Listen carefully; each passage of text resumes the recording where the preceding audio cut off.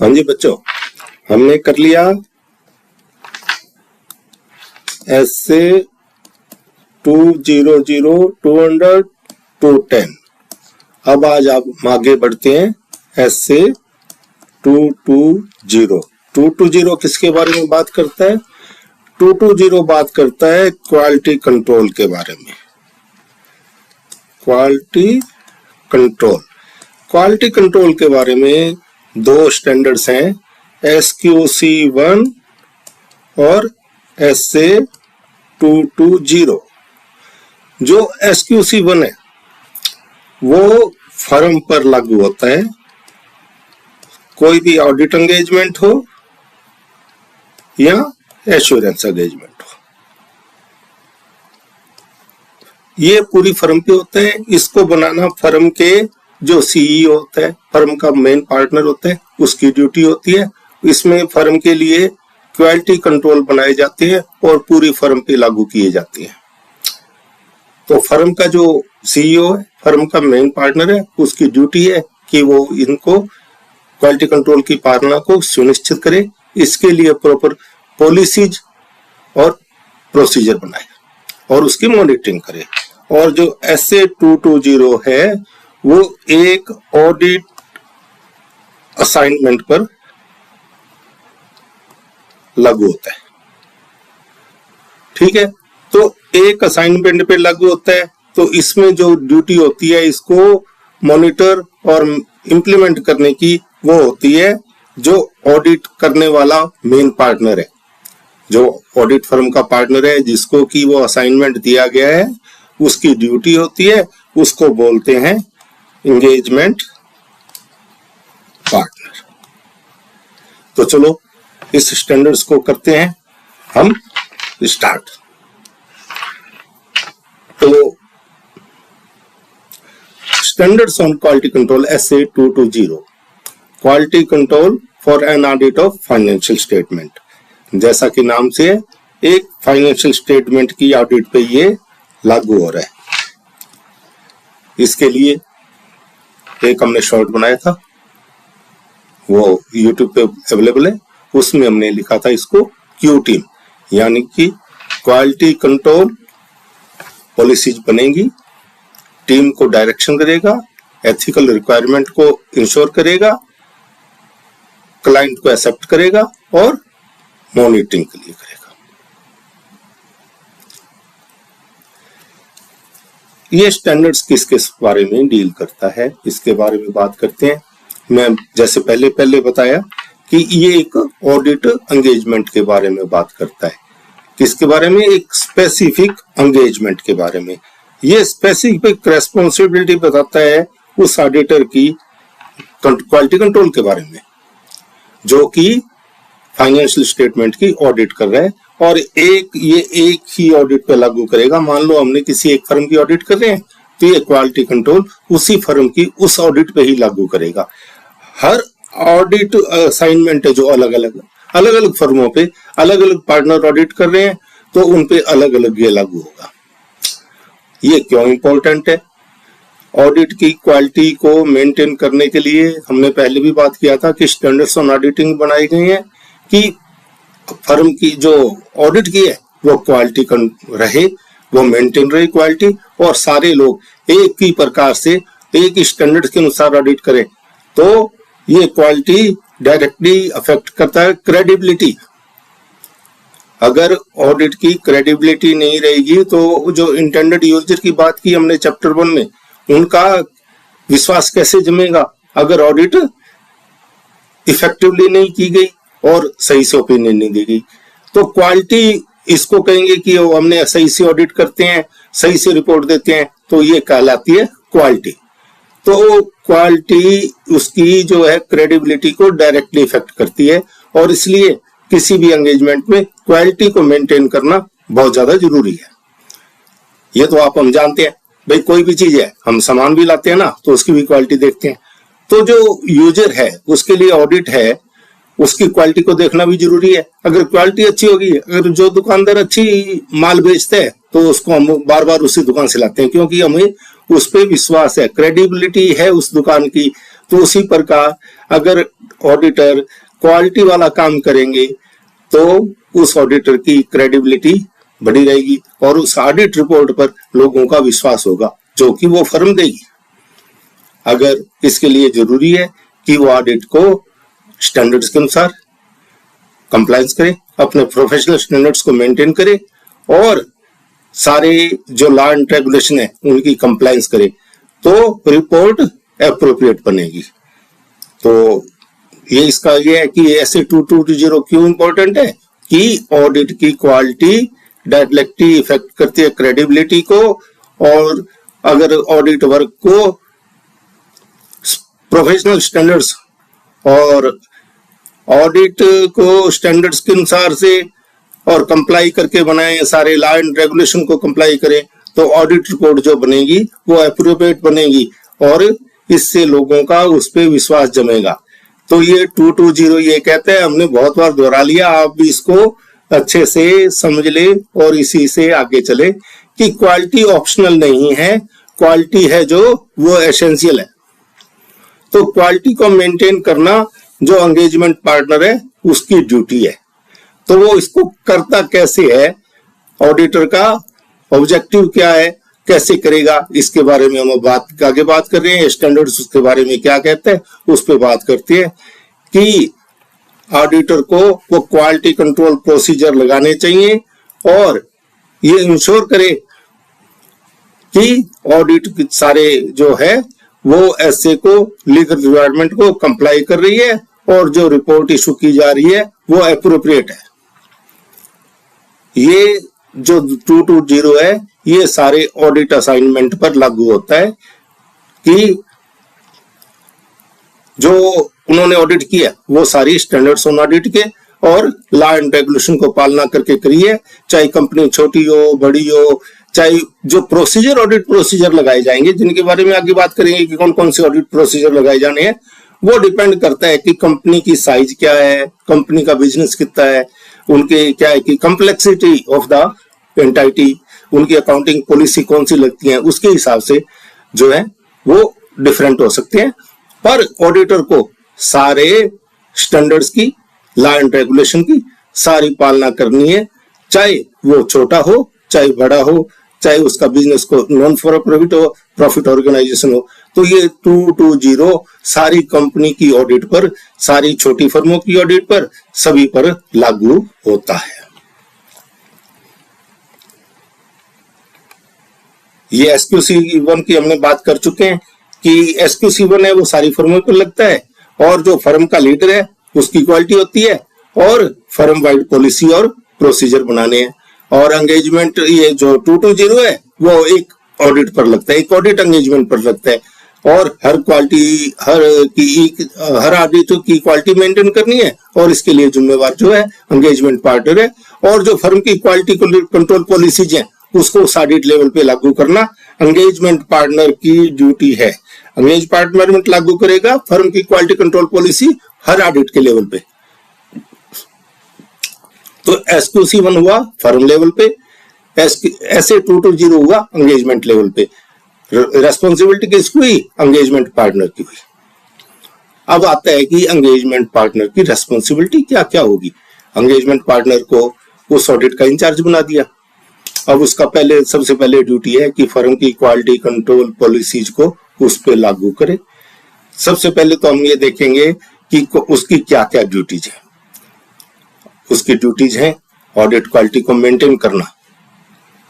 Audit quality को maintain करना engagement partner की ड्यूटी है। सारे एसएच की पालना करना उसकी ड्यूटी है। एथिकल रिक्वायरमेंट को इंश्योर करना भी एंगेजमेंट पार्टनर की ड्यूटी है। और ऑडिट का वर्क बहुत सारे लोगों द्वारा अकेला एंगेजमेंट पार्टनर नहीं कर रहा, उसके साथ में और पर्सन भी लगते हैं। उनके काम को जो दूसरे लोगों ने काम किया है उसको रिव्यू भी करेगा, उनको डायरेक्ट भी करेगा, उनको टेस्ट भी करेगा, उनके काम को रिव्यू भी करेगा और उसके हिसाब से कंक्लूजन ड्रॉ करके एप्रोप्रिएट ऑडिट रिपोर्ट बनाना एंगेजमेंट पार्टनर की ड्यूटी है। तो मतलब हुआ कि जो ऑडिट रिपोर्ट बनाना है, एप्रोप्रिएट ऑडिट रिपोर्ट बनाना है, जो दूसरे लोगों ने काम किया और उसको देखना है कि उन्होंने स्टैंडर्ड्स ऑन ऑडिट के हिसाब से काम किया है, उन्होंने सारी एथिकल रिक्वायरमेंट को पूरा किया है और ऑडिट को क्वालिटी को मेंटेन करना ये एंगेजमेंट पार्टनर की ड्यूटी है।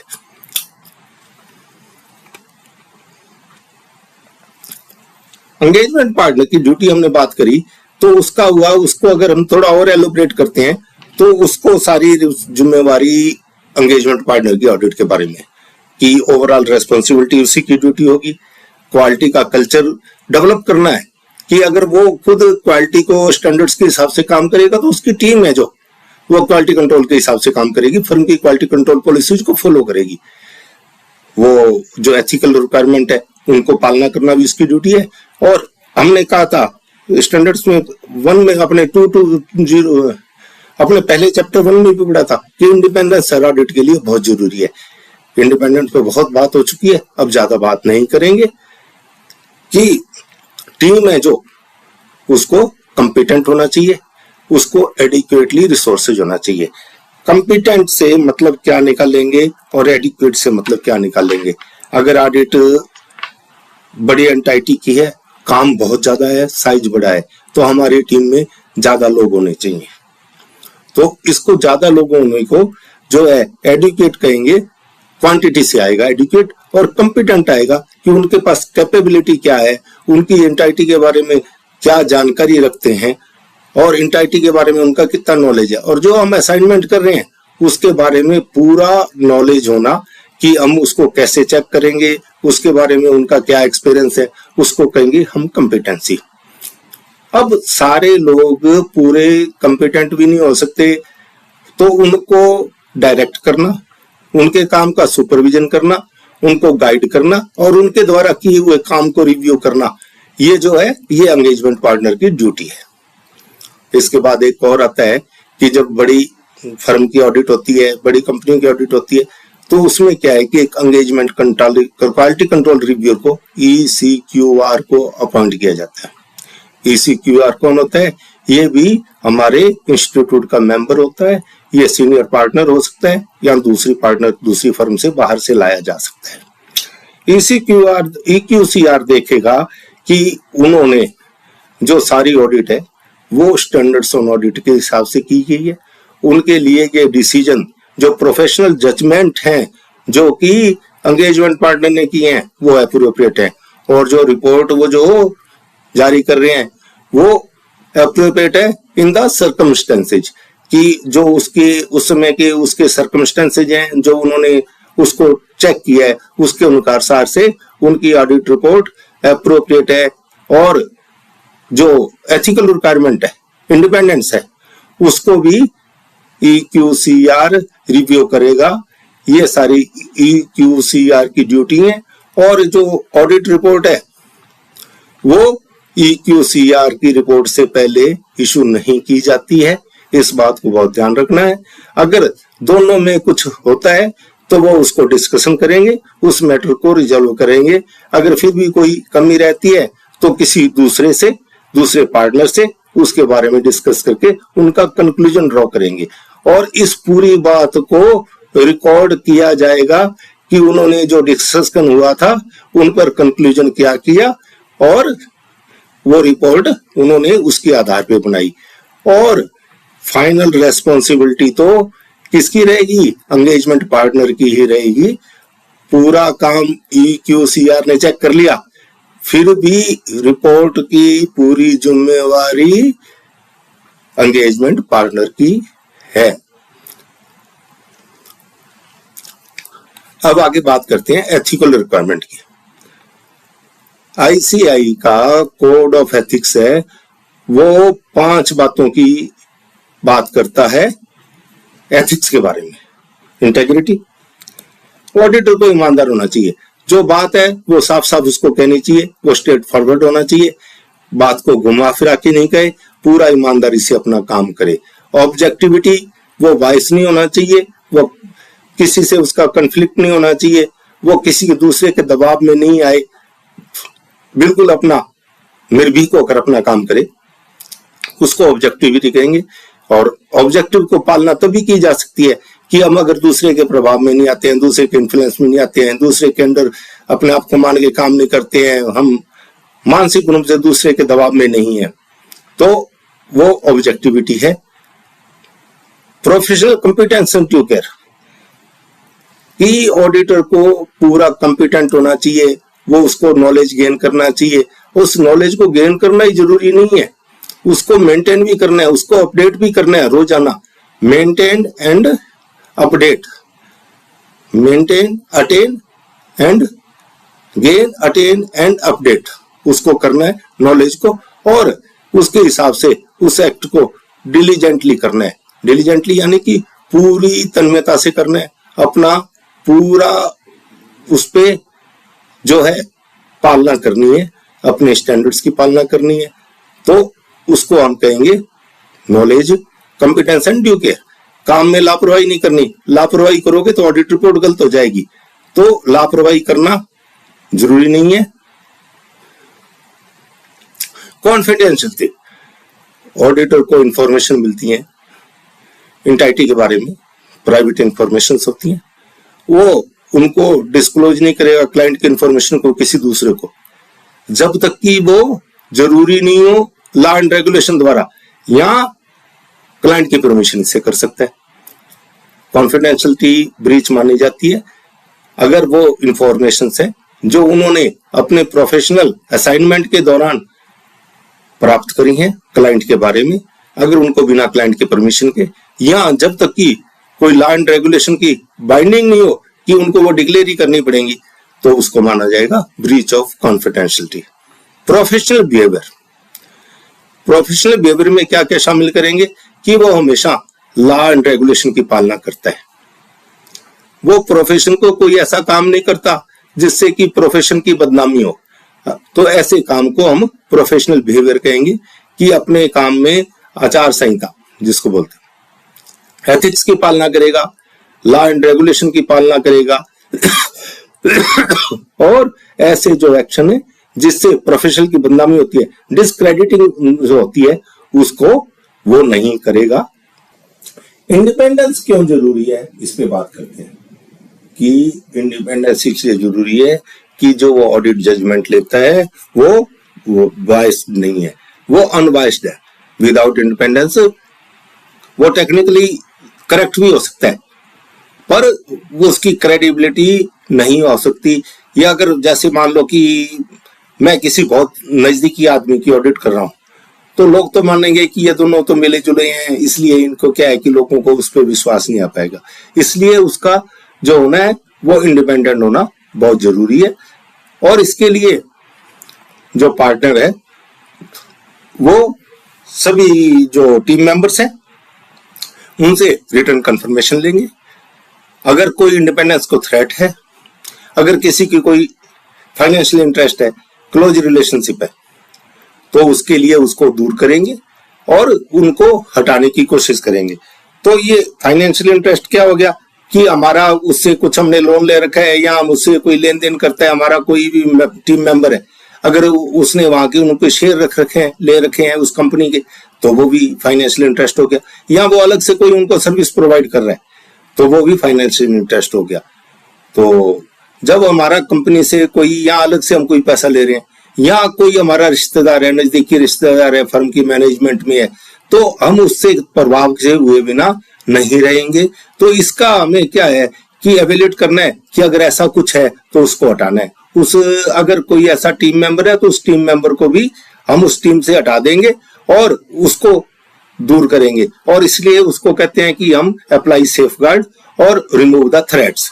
अगर वो नहीं हटते हैं तो हमें क्या है कि रिप्लेसमेंट उस आदमी का कर देना चाहिए। अगर पूरी टीम भी नहीं कर पाती है, एंगेजमेंट पार्टनर भी है, तो उसको अपना एक्सेप्ट नहीं करना चाहिए। वो एंगेजमेंट अपनी फर्म को बता देना चाहिए कि यहाँ मैं इंडिपेंडेंस को फॉलो नहीं कर पा रहा हूं, तो इसलिए मैं इस ऑडिट एंगेजमेंट को नहीं कर पाऊंगा। हम पहले से एक फर्म की ऑडिट कर रहे हैं, फिर हम उसको दोबारा कर रहे हैं, या हमने ऑडिट एक्सेप्ट कर ली और उससे पहले हम करते हैं कि क्या हम इस फर्म की ऑडिट को कंटिन्यू कर सकते हैं। तो उसके लिए हमें देखना पड़ेगा कि फर्म जो है वो कॉम्पिटेंट है, कैपेबल है और फर्म के पास पूरे रिसोर्सेज हैं। कॉम्पिटेंस क्या है कि उसको फर्म के बारे में कि हम वो ऑडिट करने के लिए कॉम्पिटेंट है, हमारे पास पूरे की पूरी टीम है जो उस फर्म के बिजनेस के बारे में जानती है, उसको जो अकाउंटिंग पॉलिसी है उसके बारे में जानती है, तो उसको कहेंगे कैपेबल है। जो हमारे जो पर्सन है वो बिल्कुल उसके लॉ एंड रेगुलेशंस के लिए बारे में भी जानते हैं और हम उस ऑडिट परफॉर्म को पूरा करने के लिए कैपेबल हैं और हमारे पास उसको पूरा करने के लिए रिसोर्सेज भी है। रिसोर्सेज यहाँ पर्सन से भी आएगा और हमारे पास जो है कि अगर कोई हमें उसके बारे में स्पेशल टेक्निक्स चाहिए, अगर वो सारे उन चीजों को हम मानेंगे रिसोर्सेज में मानेंगे। और क्लाइंट ईमानदार है, अगर क्लाइंट बेईमान है, उसके बारे में कोई उल्टी सीधी खबरें छपी हैं कि वो इसमें हुआ, ईडी की रेड हो गई, तो वैसे मामले में हमने बहुत सावधानी से उसके बारे में इंश्योर करना है कि वो उसकी इंटेग्रिटी डाउटफुल नहीं है। और हमारी फर्म जो है एथिकल और प्रोफेशनल स्टैंडर्ड्स को पूरा कर सकती है और जो एथिकल रिक्वायरमेंट हमने ऊपर पढ़ी 5 है उनको पूरा कर सकती है। अगर ऑडिटर को ऐसा ये श्योर करता है तो ये ऑडिट को उसमें ऑडिटर को कंटिन्यू करनी चाहिए। ऊपर शब्द आया था डायरेक्शन, सुपरविजन और रिव्यू। डायरेक्शन, सुपरविजन और रिव्यू। डायरेक्शन क्या होगी कि हमें ऑडिट की टीम को बताना है कि हमारा इस ऑडिट का ऑब्जेक्टिव क्या है, इस ऑडिट में, इस रिस्क में, इस ऑडिट में क्या क्या रिस्क है, कहाँ कहाँ गलती हो सकती है और उसकी जो चेक कर रहे हैं उसकी क्या रिस्पॉन्सिबिलिटी है। यानी कि उसको पूरा डायरेक्ट करेगा ऑडिटर, मेन पार्टनर है जो अपनी टीम मेंबर्स को। तो टीम मेंबर्स को जब तक ऑब्जेक्टिव्स का पूरा पता नहीं होगा, उसमें आने वाली रिस्क का नहीं पता होगा, तो वो कैसे उसको रिस्क को असेस करेगा। अगर हमें बता दिया जाए कि यहाँ गलती होने की संभावना है तो हम उसको ध्यान से चेक करेंगे, नहीं तो वो टिक लगाया और आगे निकल गया, ऐसा नहीं है, तो डायरेक्शन देगा। फिर उसके बाद में आता है सुपरविजन। अब उसने काम कर लिया तो उसको देखेगा कि आज क्या काम किया, उसको मॉनिटर करेगा कि ऑडिट वर्क में क्या प्रोग्रेस हुई, उसकी जो कमियां निकाली उसको वो चेक करेगा कि जो वर्क है वो परफॉर्म किया गया as per direction, as per planning, वो क्या है कि उसने सही किया है, इसको बोलेंगे रिव्यू। जो वर्क को एग्जामिन किया जाना है वो रिव्यू है। जो कितना काम किया गया और किस प्रकार किया गया वो मॉनिटरिंग है। और जो उसके बारे में ऑब्जेक्टिव्स के बारे में बताया, रिस्क के बारे में बताया, वो हो गया डायरेक्शन। तो डायरेक्शन, सुपरविजन और रिव्यू ये ड्यूटी है एंगेजमेंट पार्टनर की अपनी टीम के बारे में।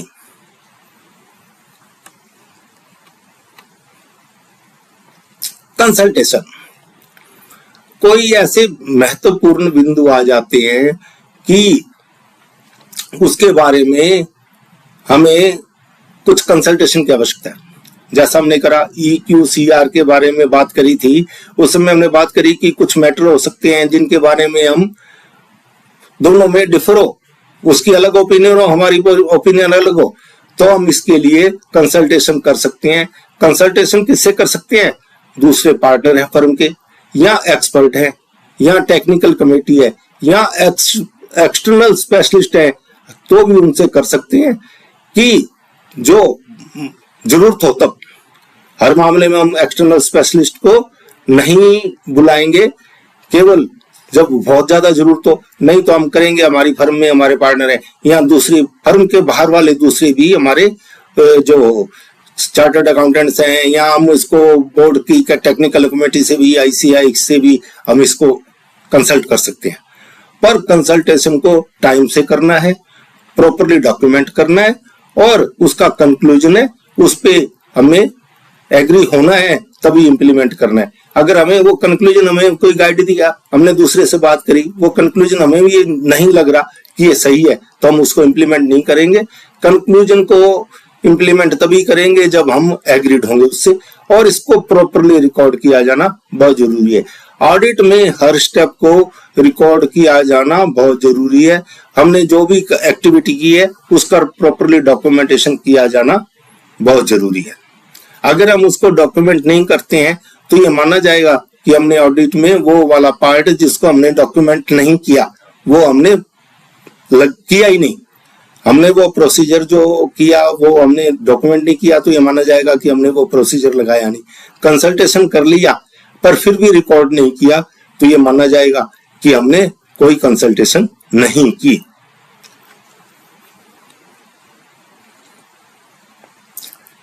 EQCR की बात हम ऊपर कर चुके हैं कि दूसरा एक्सपीरियंस पार्टनर होगा और जो उनपे एवेल्यूएट करेगा कि हमने जो ऑडिट के प्रोफेशनल जजमेंट लिए और उनपे जो कंक्लूजन लिए इसके बारे में बात करेगा और वो एथिक्स को भी चेक करेगा। इसके बारे में हम पूरी बात कर चुके हैं। EQCR की कब कब रिक्वायरमेंट होती है, ये लिस्टेड एंटिटीज के लिए मैंडेटरी है और हाई रिस्क पब्लिक इंटरेस्ट की एंटिटीज है उनके लिए भी इसकी जरूरत है।